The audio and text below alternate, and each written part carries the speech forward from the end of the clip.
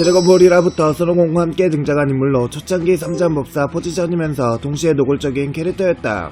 캐릭터 모티브는 당연하게도 3잠법사이고 역사적인 드래곤볼 연재 첫 화에 손오공과 함께 등장하는 영광을 안았다. 참고로 드래곤볼 연재 첫 화에 등장하는 캐릭터는 손오공과 부르마 둘뿐. 러브 코미디식으로 말하면 타이틀 히로인 포지션이기도 하다. 원작과 애니메이션의 머리색이 다르다. 원작은 연보라색이지만 애니메이션에서는 밝은 청록색 계열. 대부분의 파생 작품에선 애니메이션의 색을 기준으로 나오는 경우가 일반적이기 때문에 후자의 색으로 한다. 트랭크스의 보라색 머리는 본래 어머니와 똑같은 색이다. 드래곤볼 풀 컬러판에서는 원래대로 보라색이며 트랭크스와 머리색이 동일하다. 이렇게 된 원인은 배색 미스가 아니라 아키라 토리야마 본인이 공식적으로 배색을 초창기에는 연청색으로 하다가 보라색으로 연재 도중에 바꿔버렸기 때문이다. 애니메이션 스탭들은 토리야마의 극 초창기 배색대로 연청색으로 밀고 간 반면 원작에서는 부르마의 머리가 보라색이 되었다. 사실 손오공이 지구와 우주의 평화를 지키는데 지대한 공을 세운 인물이기도 하다. 세계관 내 최고의 천재이자 재벌이라는 설정으로 드래곤 레이더를 비롯한 다양한 전투 아이템은 물론이고 프리더 전에서는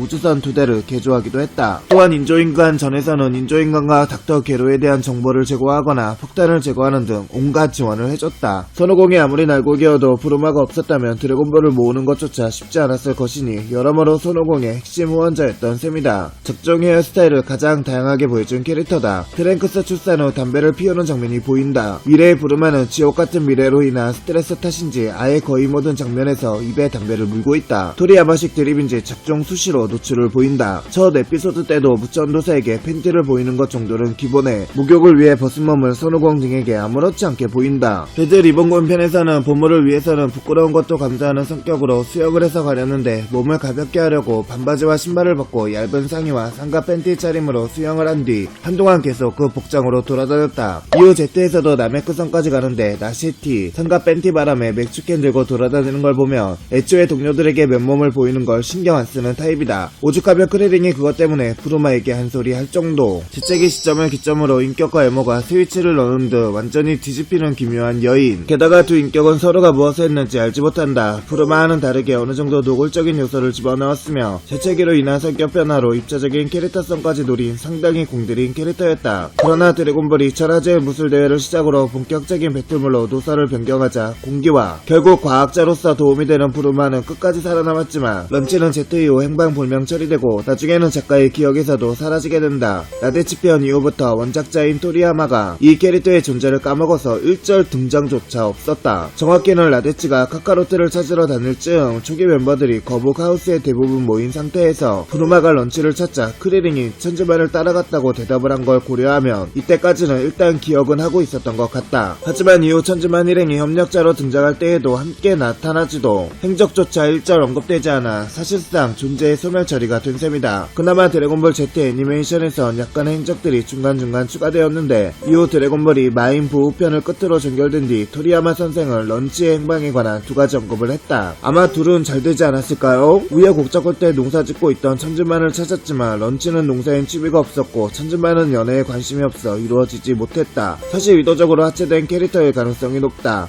작품 내 런치의 캐릭터적인 특성이 초사이어인과 겹치는 부분이 있기 때문 폭발해서 금발로 변한다든지 금발로 변한 후에는 성격이 흠뻑해지고 눈매가 사나워지고 전투력이 높아진다든지 그렇기 때문에 특성이 겹치는 캐릭터를 프리저전 이후에도 계속 출연시켰다면 이런저런 말이 나올 수밖에 없었을 것이다. 더구나 그 점이 아니더라도 개그 중심의 에피소드에서 주로 활약했던 런치가 액션물로 변한 에피소드에서 나와봤자 병풍 말고 할 수 있는 게 없다. 제트에 와서 부활과 어룡의 비중이 매우 희미해진 것만 봐도 알 수 있다. 미래에서 온 트랭크스가 예견했던 무서운 악의 존재인 인조인간 중 한 명. 다만 그 성격은 트랭크스가 살던 미래와는 많이 달랐다. 강화된 메카 프리저를 순식간에 조각낼 정도로 강력한 초사이어인 트랭크스도 못 이기는 존재가 인조인간이다. 레드 리본군 박사 닥터 게로가 만든 인조인간. 인조인간들 가운데 인조인간 17호, 인조인간 13호, 인조인간 16호 다음으로 강하다. 한편으로는 패션에 신경을 쓰는 일이 많다. 처음엔 청치마에 청조끼를 입고 있었지만 손오공을 찾기 위해 여행하던 중 전투로 옷이 너덜너덜해져 갈아입으려 옷가게에 들리는데 옷이 마음에 들지 않자 불평한다.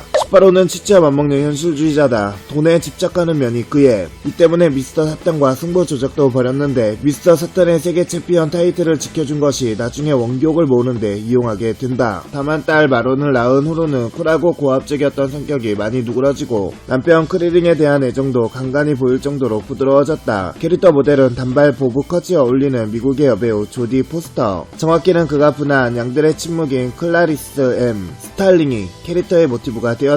그리고 아랑전서 시리즈의 히로인 캐릭터인 블루 마리오가 28호를 모티브로 만든 캐릭터이다. 인조인간 있지만 자신이 기계가 아니라 개조인간이라서 임신이 가능하며 그래서 마론을 낳을 수 있었다. 재밌게 보셨다면 좋아요 구독 부탁드려요.